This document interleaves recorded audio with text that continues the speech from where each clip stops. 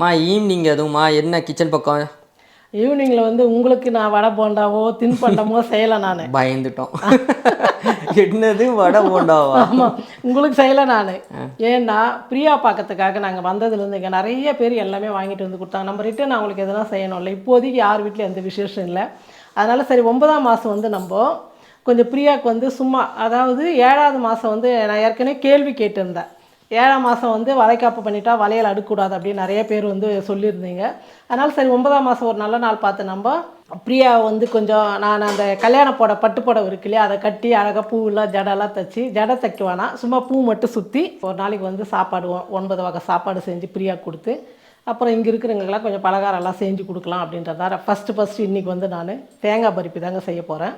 அதுக்கு தான் எடுத்து வச்சுருக்கிறேன். ஸோ நம்ம ஹெல்த்தியாக வீட்டிலே செஞ்சுக்கிட்டோம்னா வரவங்களுக்கு நம்ம கொடுக்கறதுக்கு நல்லா இருக்கும் அப்படின்னு நமக்கு செய்ய. அப்புறம் கேட்பாங்க எப்படி இதை நீங்கள் செஞ்சீங்க அப்படின்னு. ஏன்னா எல்லாருமே வந்து பழங்க அது இது கடையில் வாங்கி வந்து கொடுக்குறாங்க, நம்ம வீட்டில் செஞ்சு கொடுக்கலாம் அப்படின்றதுனால ஒவ்வொரு நாளைக்கு 1 2 முடிஞ்ச அளவுக்கு ஒரு 4 நாளைக்கு செஞ்சுக்கலாம் முடிஞ்ச அளவுக்கு அப்படின்னு சொல்லிட்டு இன்றைக்கி ஃபஸ்ட்டு வந்து தேங்காய் பருப்பு எதுக்கு ஃபஸ்ட்டு செய்கிறேன்னா, அது ஒரு வாரம் கூட ஒன்றும் ஆகாது, கெட்டு போகாது. அதனால் கெட்டு போகாதெல்லாம் முன்னாடி பண்ணிவிட்டு கொஞ்சம் இதுவாக இருக்குது இந்த லட்டு பூந்தி இந்த மாதிரிலாம் வந்து கிட்ட பண்ணிக்கலாம் அப்படின்றதுனால நான் வந்து ஃபஸ்ட்டு வந்து தேங்காய் பருப்பு செய்ய போகிறேன். சரிங்கம்மா. அதுக்கு நான் வந்து இப்போ சக்கரை வந்து இந்த கப்பில் 3 கப்பு சக்கரை சேர்க்க போகிறேன். ஒரு அளவு எடுத்துக்கணும். ஆமாம், 3 கப்பு எதுக்குன்னா 4 கப்பு தேங்காய்க்கு 3 கப்பு சக்கரை சேர்க்கணும்.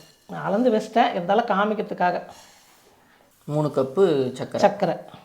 எந்த கப் எடுத்துருக்கோமோ அதே கப்பில் அளவு. தேங்காய் எடுக்கிறதுக்கு தகுந்த மாதிரி சக்கரை எடுக்கணும். தேங்காய் இந்த கப்பில் வந்து 4 கப்பு தேங்காய், அதனால 3 கப்பு சக்கரை. கரெக்டாக அளந்துருக்கீங்க. அளந்து வச்சுட்டேன். ஓகே. தண்ணியோட அளவு? தண்ணி வந்து 1 கப்பு, 3ல் 1 பங்கு. ஆமாம். இப்போ தண்ணியும் சேர்த்துடலாம். ஸ்டவ் பற்ற வைக்கிறதுக்கு முன்னே நம்ம சக்கரை சேர்த்துட்டு தண்ணியும் சேர்த்தணும். சக்கரை வந்து நல்லா கரையிட்டோம். கொஞ்சம் சக்கரை ரொம்ப அழுக்காக இருந்தது கருப்பாக இருந்ததுன்னா கொஞ்சம் நம்ம பால் ஊற்றி அந்த மேலே அழுக்கெல்லாம் வந்துடும், அதெல்லாம் நம்ம எடுத்துடலாம். ஆனால் இந்த சக்கரை வந்து பாக்கெட் சக்கரை வெள்ளையாக இருக்கிறதுனால அந்த அளவுக்கு அழுக்கு இருக்காதுன்னு நினைக்கிறேன். அழுக்கு இல்லைன்னா ப்ராசஸ் எதுவும் தேவையில்லை. ஆமாம், ரேஷன் சக்கரெலாம் வாங்கினா கண்டிப்பாக நம்ம பால் ஊற்றி அந்த மேலே இருக்கிற அழுக்கெல்லாம் எடுத்துடணும். சக்கரை நல்லா கரையிட்டோம். இப்போ சக்கரை பாகு வந்து நல்லா கரைஞ்சிடுச்சு. நம்ம தொட்டு பார்க்கும்போது நல்லா பிசுப்புன்னு இருக்கணும், ரொம்ப வந்து இது மாதிரி வரக்கூடாது. ஒரு கம்பி பதம் வரணும். அதுதான் பிரியா, அது பாரு வருது பாரு, அது 10 கம்பி. ஆமாம். ஓமா, இப்போ உனக்கு வந்து சேஃப்டி ஒரு அசிஸ்டன்ட். எப்பவுமே நானும் பிரியா தானே பிரியாவுக்கு செய்வோம்டா. சக்கரை இன்னும் கொஞ்சம் கரையில, அதனால தண்ணி நம்ம கம்மியாக வைக்கிறதுனால இல்லை, இன்னும் கொஞ்சம் கரையறதுக்குள்ள பாகு வந்துருமா? ஆமாம், தண்ணி கம்மி இல்லை. தண்ணி ரொம்ப கம்மியாக வச்சோம்னா டக்குன்னு வந்துடும். கம்பி பதம் வந்துருச்சுங்களா? ஆமாம், ஒரு கம்பி பதம் வந்துடுச்சு. சிரிப்பாக நீங்கள் சொல்கிறது. இதுடா இந்த மாதிரி நூல் மாதிரி வரணும், தெரியுதா? அப்போ அது வந்து அந்த பாகு வந்து நல்ல ஒரு கன்சிஸ்டன்சி கரெக்டாக இருக்கும். இல்லைன்னா ஒரு பீஸ் போட முடியாது, அதுக்காக. ஓகே. ரொம்ப ஈஸியான ரெசிபி. அம்மா வந்துச்சு தானே, ரொம்ப ஈஸியான கற்றுக்கணும். நான் சொல்லிட்டேன், நான் ஏற்கனவே 4 கப்புன்னு சொல்லிட்டு அளந்து சொல்லிட்டு பழக்கம் வேணாம். அந்த தேங்காய் வந்து பார்த்தீங்கன்னா மேலே இருக்கிற அந்த ப்ரௌன் கலர் எல்லாத்தையும் நல்லா சீவிட்டு, ஆமாம், வெறும் தேங்காவை சின்னதாக கட் பண்ணிட்டு மிக்சியில் போட்டு அரைச்சிட்டு அதுக்கப்புறம் வெறும் கடாயில் போட்டு நம்ம நல்லா, அதுதாங்க ரொம்ப லேட்டு. அது சொல்லலாம். இது எவ்வளவு பெரிய ப்ராசஸ். இதை நீங்க செஞ்சு காட்டாம அரைச்சே வச்சுட்டாங்க எங்க வீட்ல. நான் வந்து செய்யறேனா, அதனால வந்து ரொம்ப நாள் ஆச்சுடா இது. Okay okay. இப்போ நம்ம இதை போட ஆரம்பிச்சிடலாம். ஆனா மாசம் கணக்கில் கெட்டு போகாதுங்க இந்த மாதிரி நீங்க செஞ்சு. கெட்டு போகாது இந்த மாதிரி பவுடர் பண்ணிக்கிட்டா. ஆமா, வெளிநாட்டுக்கு போறாங்களா அப்படிதான் பண்ணிட்டு போறாங்க. வெள்ளையா நல்லா இருக்கு. எப்படி இருக்கு பாரு, பூ மாதிரி, மல்லிப்பூ மாதிரி இருக்குது பாரு. இது ஒரு ப்ராசஸ், வீடியோ போடுங்க. போடலாம், அது தனியா போட்டுக்கலாம். இப்போ ஓரளவு நல்லா தெளிவா சொல்லிட்டீங்களா? கடாயில லோ ஃப்ளேம்ல வச்சுட்டு நம்ம வந்து பார்த்தீங்கன்னா அதை வந்து வறுக்கணும். ஃபுல்லாக வச்சிட்டோம்னா தேங்காயோட கலர் மாறிடும். நல்லா அரைச்சதுக்கு அப்புறமா உங்களுக்கு எவ்வளோ நைஸாக வேணும் இல்லை குறகுறன்னு வேணும் அது மாதிரி பார்த்து அரைச்சிட்டு வெறும் கடாயில் லோ ஃப்ளேமில் வச்சுட்டு வறுத்துக்கிட்டே இருக்கணும். அந்த ஈரப்பதம் போகிற வரைக்கும். வெறும் வெள்ளை இது மட்டும் அப்படியே உதிரியாக விழணும். தேங்காவோட அந்த வெள்ளை இது மட்டும் தான், ரொம்ப சுரண்டக்கூடாது. அந்த மாதிரி பண்ணிங்கன்னா இந்த மாதிரி கிடைச்சிரும். நீங்கள் ஃப்ரிட்ஜில் எடுத்து வச்சுக்கிட்டோம்னா நம்ம 1 வருஷத்துக்கு கூட அது ஒன்றுமே ஆகாது. 1 வருஷம் நாளையே 2 மாதம் ஆச்சு. வளகாப்புக்கு ரெடி பண்ணோம் நாங்கள். ரவா லட்டுக்கு, பர்ஃபிக்கு அதெல்லாம் பண்ணது போக மீதி எடுத்து வச்சது அங்கே வச்சுட்டு வந்து யார் செய்ய போகிறேன். இப்போ நான் போகவே லேட் ஆகும் இல்லையா, அதனால் வந்து இப்போது அதை எடுத்துகிட்டு வந்துட்டு இங்கே செய்யலான்னு சொல்லிட்டு. ஆனால் அதே மாதிரி செஞ்சு வச்சு 10-15 நாள் கூட ஒன்றுமே ஆகுதுங்களே, நல்லா இருக்குது. இப்போ நம்ம வந்து ஏலக்காய் பொடி தூவிடலாம். ஈரப்பதம் போட்டுடலாம். சர்க்கரை போட்டு அரைச்சிருக்கிறதுனால அம்மா வந்து ஆனால் நிறைய பண்ணுவாங்க. பிரியா வந்து பிரில்லியன்ட்டா போ சர்க்கரையே சேர்க்காம அவ்வளோ நைஸாக ஏலக்காய் வரைக்கும். எனக்கு வரதில்ல, அதனால தான் கூட சர்க்கரை போட்டிருக்கு. பொறுமை இல்லை, வேற ஒன்றும் இல்லை.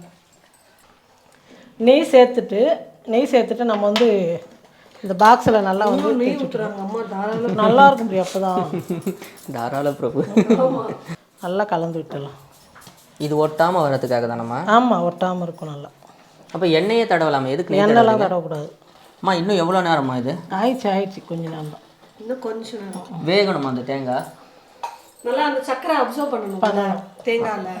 ஓகே. அப்போ கடிச்சு சாப்பிடும்போது நமக்கு நல்லா இருக்கும்.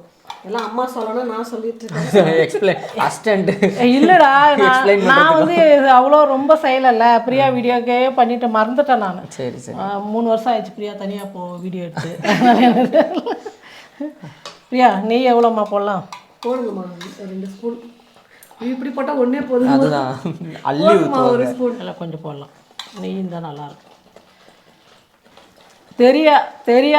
தெரியலன்னா கேட்டுக்கணும்.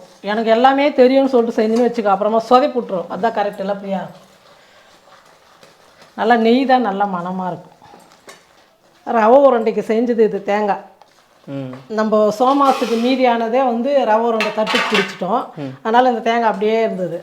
அது இப்போ யூஸ் ஆச்சு. ஆமாம், இந்த மாதிரி துருவிட்டு நல்லா வறுத்து வச்சுட்டா ரவை உருண்டைக்கு சோமாசுக்கெல்லாம் நம்ம பச்சையாக போடுறோம் பார்த்தியா பெருசு பெருசாக, அப்படி இல்லாமல் இந்த மாதிரி போட்டால் டேஸ்ட் நல்லா இருக்குது. நீ ஒரு 10-20 நாள் கூட ஒன்றுமே ஆகாது.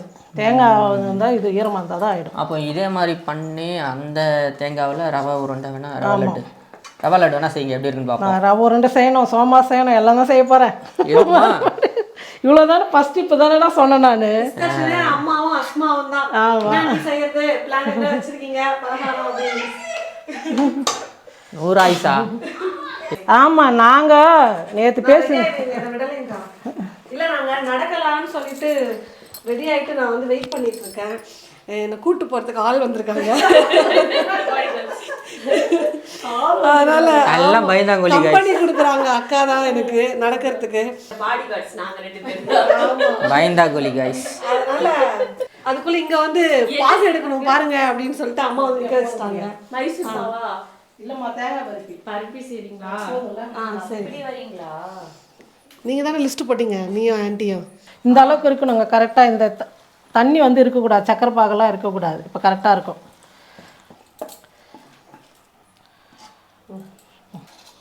கொலன்னு இப்படியே சாப்பிட்டா சூடா கேசரி மாதிரி ஃபுல்லாக தள்ளி விட்டுரும் மெலிசா. ஆனால் எனக்கு தேங்காய் பிடிக்காது. பத்தாது. மெல்லிசா வேணுமா எங்கள் அம்மாவுக்கு எல்லாருக்கும் கொடுக்கறதுக்கு. எல்லாம் செஞ்சதுக்கப்புறம் அஸ்மா என்ன பண்ணுவா தெரியுமா? ஆண்டி நான் கணக்கு பண்ணிட்டு எல்லாம் 13 வீட்டுக்காரர் வந்து கொடுத்துட்டு போய்க்கிறாங்க. அந்த 13 வீட்டுக்கு தரணும்ல. இந்த மாதிரி யாராவது ஒரு தேங்காய் பருப்பிக்கு எத்தனை பேர் பாருங்க, 5 பேருங்க. நாங்கள் இப்போ லாஸ்ட்ல வந்து எல்லாம் ஜாயின் பண்ணிட்டாங்க. 5 பேர் வேலை போடுறோம். 5 பேர் நம்ம வேலை செய்யற மாதிரி. அப்படியா? இப்போ நல்லா சூடு ஆறணும். அதுக்கப்புறம் வந்து நம்ம பீஸ் போட்டு எடுத்துக்கலாம். தேங்காய் பருப்பு ரெடி ஆயிடுச்சு. இப்போ நம்ம வந்து பீஸ் போட்டு எடுத்துக்கலாம். ரொம்ப ரொம்ப சூப்பராக இருக்கும். 10 நாளாக நான் கூட வச்சு சாப்பிட்லாம். இந்த மாதிரி கட் பண்ணி நீங்கள் ஸ்டோர் பண்ணி வச்சுக்கோங்க. ரொம்ப ரொம்ப அருமையாக இருக்கும். நீங்களும் இதே மாதிரி செஞ்சு பாருங்கள். எப்படி இருக்குன்னு சொல்லிட்டு மறக்காமல் கமெண்ட் பண்ணுங்கள், ஷேர் பண்ணுங்கள். நன்றி.